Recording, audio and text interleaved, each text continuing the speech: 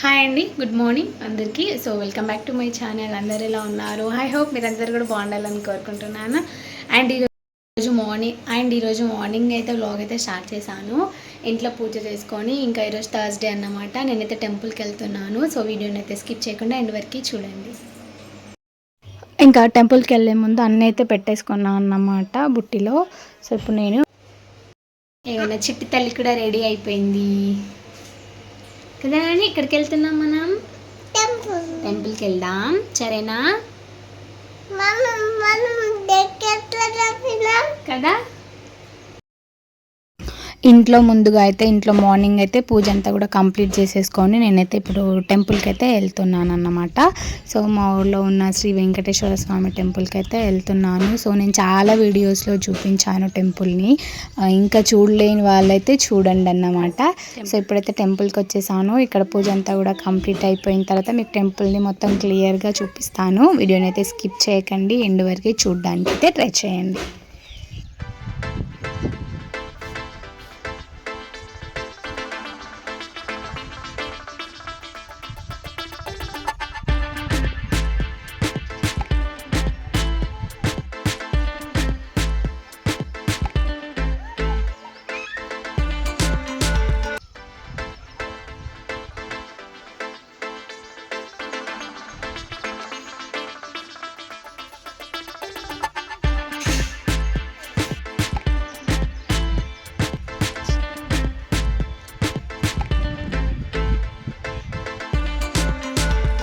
Temple పక్కనే శివాలయం ఉంటుందన్నమాట. శివాలయంకి కూడా అక్కడికి కూడా వెళ్ళేసి పూజ చేసేసి ఇంకా వెళ్తున్నాం అన్నమాట. వెళ్ళే దారిలో టెంపుల్కి ముందు ఒక వేప చెట్టు ఉందన్నమాట. ఆ వేప చెట్టుకి వేప పళ్ళు ఉన్నాయి. సో చూడగానే ఇంకా తినాలని అనిపించింది అన్నమాట.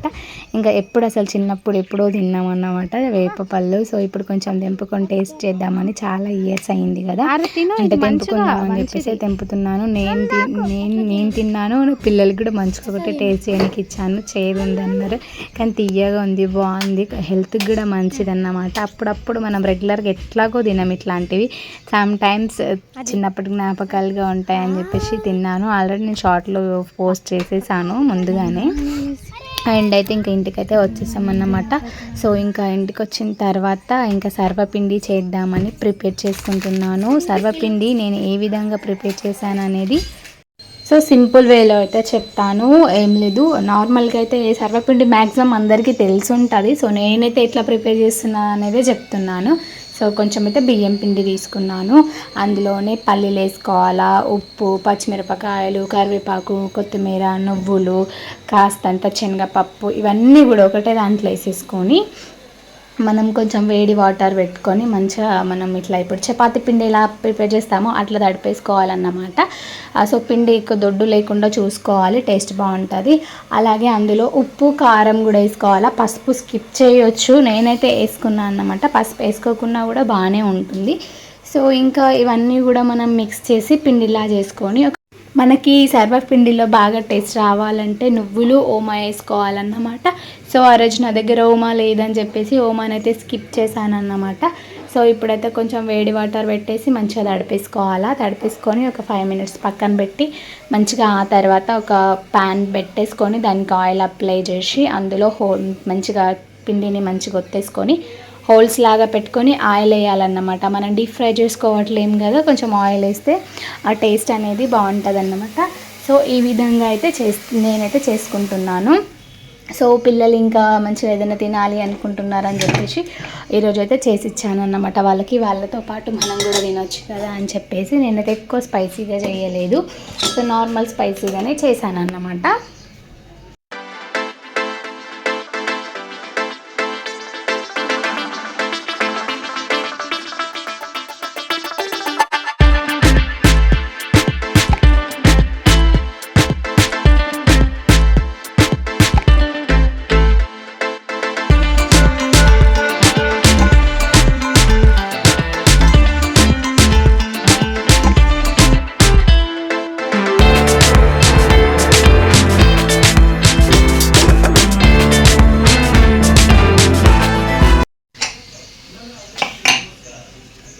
సో ఇంకా ఈ విధంగా చేసుకోవాలన్నమాట. నేనైతే 2 దాంట్లో పెట్టేసుకుంటున్నాను ఒకటేసారి.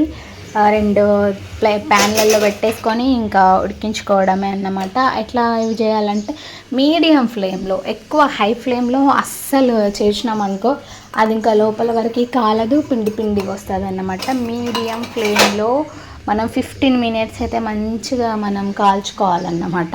అప్పుడే టేస్ట్ బాగుంటుంది, మనకి పిండి పిండి రాకుండా కూడా ఉంటుంది అన్నమాట. సో నేనైతే ఇప్పుడు రెండిట్లో పెట్టేసి ఇప్పుడైతే ఇంకా పెట్టేస్తున్నా అన్నమాట. ఇంక ఇదైతే నాకైతే చేయడానికి 40 మినిట్స్ పట్టింది, ఎందుకంటే మీడియం ఫ్లేమ్లో బాగాసేపు అది ఉడికించుకోవాలి కదా. సో నాకైతే ఇంకొక 40 మినిట్స్ పట్టింది అన్నమాట. మనం చేసుకుంటే మనం ముందుగానే పొద్దున్నే పిండి నానబెట్టేసుకొని మంచిగా వర్క్ అంతా అయిపోయాక చేసుకున్నాం అనుకో మనకి టైం ఎక్కువ పట్టదన్నమాట. సో ఇప్పుడైతే రెడీ అయిపోయింది, చాలా టేస్టీగా ఉంది. మనకి ఛాయలోకి ఇప్పుడు తెలంగాణ మన సైడ్ అయితే తింటారు కదా, ఛాయ్తో పాటు నంచుకుంటే ఎంత బాగుంటుంది. నార్మల్గా తిన్నా కూడా మనకి ఏం లేనప్పుడు చేసుకొని తినడానికి కూడా బాగుంటుంది అన్నమాట. అండ్ ఒకవేళ కనుక మీకు ఈ వీడియో నచ్చితే తప్పకుండా ఒక లైక్ ఇవ్వండి. అలాగే ఫస్ట్ టైం చూసే వాళ్ళైతే సబ్స్క్రైబ్ చేసుకోండి. సో ఒకవేళ మీకు నచ్చితేనే లైక్ చేయండి, డోంట్ వర్రీ, ఊరికే లైక్ చేయండి అని చెప్తున్నాను, నేను ఫీల్ అవ్వకండి. అండ్ ఇంకా నెక్స్ట్ అయితే నేను ఈవినింగ్కి అయితే నేను ఇంకా దొండకాయ ఫ్రై అయితే చేస్తున్నాను అన్నమాట. సింపుల్గా దొండకాయ ఫ్రై అంటే దొండకాయలు చూస్తేనే ఏమనిపిస్తుంది, అబ్బా ఇది ఎట్లా ఫ్రై చేసుకోవాలా అని అనుకుంటారు కదా. సింపుల్ వేలు అయితే చెప్పేస్తాను అన్నమాట. ఉల్లిగడ్డలు, టమాటాలు, అలాగే వెల్లుల్లి దంచేసుకోవాలి. వెల్లుల్లి దంచుకునేటప్పుడు అందులో కొంచెం కొత్తిమీర వేసుకొని దంచుకోవాలి. తాలింపు పెట్టేసుకొని అందులో కొంచెం ఇవన్నీ కూడా వేసేసుకోవాలి. ఉల్లిగడ్డలు, టమాటాలు వేసేసుకొని అందులో దొండకాయలు కూడా వేసుకొని బాగా ఫ్రై చేసుకోవాలి. ఆయిల్ ఎక్కువ వేసుకోవాలి. దొండకాయ ఫ్రైలో మాత్రం అస్సలు వాటర్ వేసుకోవద్దండి, ఆయిల్లోనే ఫ్రై చేసుకోవాలి. అలాగే మీడియం ఫ్లేమ్లోనే ఫ్రై చేసుకోవాలన్నమాట, ఎందుకంటే మనం మీడియంలోనే ఉడికించుకోవాలి, హై ఫ్లేమ్లో ఉడకదు. అండ్ వాటర్ పోస్తే మాత్రం అస్సలు ఉడకదండి. సో మీరు అస్సలు కూడా వాటర్ యాడ్ చేసుకోకండి. దొండకాయ ఫ్రైని ఇలా సింపుల్గా చేసుకోండి. మీకు వచ్చిన స్టైల్లో మీరు చేసుకోండి, నాకు వచ్చిన స్టైల్ అయితే నేను చేసి చూపించాను ఫ్రెండ్స్. మీకు నచ్చితే మీరు ఇట్లా ట్రై చేయండి, బాగుంటుంది.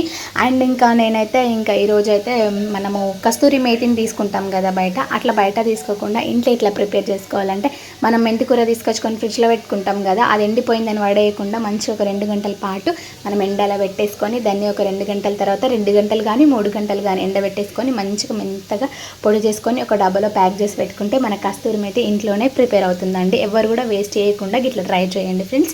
Thank you. ఒకవేళ కనుక మీకు ఈ టిప్స్ నచ్చితే మీరు ట్రై చేయండి, పక్కాగా బాగుంటుంది అన్నమాట. మెంతికూరని నిజంగా నేను చాలాసార్లు వేస్ట్ చేశాను అన్నమాట. అట్లా వేస్ట్ చేయకుండా ఇట్లా చేసుకుంటే మనకి కర్రీస్లోకి చాలా బాగుంటుంది, నాన్ వెజ్లోకి అయితే ఇంకా బాగుంటుంది అన్నమాట. ఎందుకు వేస్ట్ చేయడం చెప్పండి, మనం ఇట్లా ట్రై చేస్తే మనకి కస్తూరి మేతి బయట నుంచి కొనుక్కోకుండా చికెన్లోకి, మటన్లోకి ఇట్లా వేసుకుంటే ఎంత బాగుంటుంది కదా. మీరు కూడా ట్రై చేయండి, మీకు కూడా హెల్ప్ అవుతుందని చెప్తున్నాను friends. So I hope like this video, please like and share, support చేయండి. అండ్ ఇప్పటివరకు సపోర్ట్ చేస్తున్న ఫ్రెండ్స్ అందరికీ కూడా నా మనస్ఫూర్తిగా thank you so much. And regular vlogs అయితే వస్తాయన్నమాట. ఇంకా రెగ్యులర్ వ్లాగ్తో మళ్ళీ కలుద్దాం ఫ్రెండ్స్. Bye bye.